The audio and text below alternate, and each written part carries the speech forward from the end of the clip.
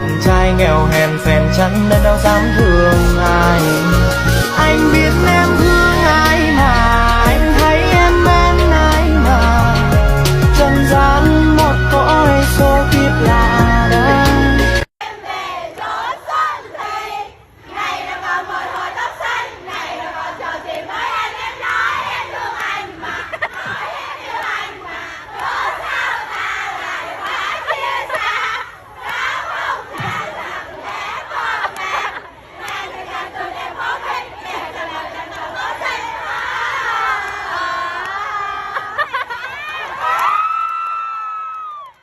Bạn sinh cùng tháng với cầu thủ nào đội tuyển quốc gia Việt Nam?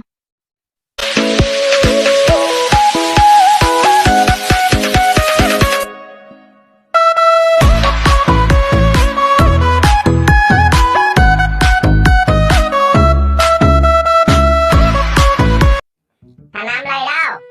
Thằng Nam lầy là cái thằng Lào. Đến tháng hả mày? Tao mới chọn cái chết. Ôi giời, chuyện nhỏ. Tưởng thế nào, chuyện nhỏ. Chuyện nhỏ. Chuyện nhỏ mà. Anh chẳng làm đôi gieo phố duyên hóa thành trò. Mặn hồ rung lên mang hạt mưa xuyên nát lòng ta. Trái tim rộng lớn của những gian trong đôi mắt sầu lo. Bầu trời riêng ta dù lời ca nhắn ai đừng xa. Nhắn ai đừng xa. Nhìn từng chiếc lá hoa phai mờ rụng rơi ngồi kia. Mình ta với ta thôi mà. Tấm thân ngày chiều nhiều đớn đau lưu luyến.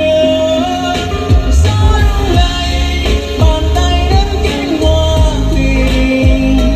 Dẫu trăm năm người thương vẫn cách xa về. Thuyền mãi ra. Hôm nay là thứ bảy, đi vào ba. Nhạc đến là em nhảy, em sexy hơn ta. Mỗi hôm qua còn đang trên phường, nhìn mặt em mà anh thấy thương. Mà hôm nay anh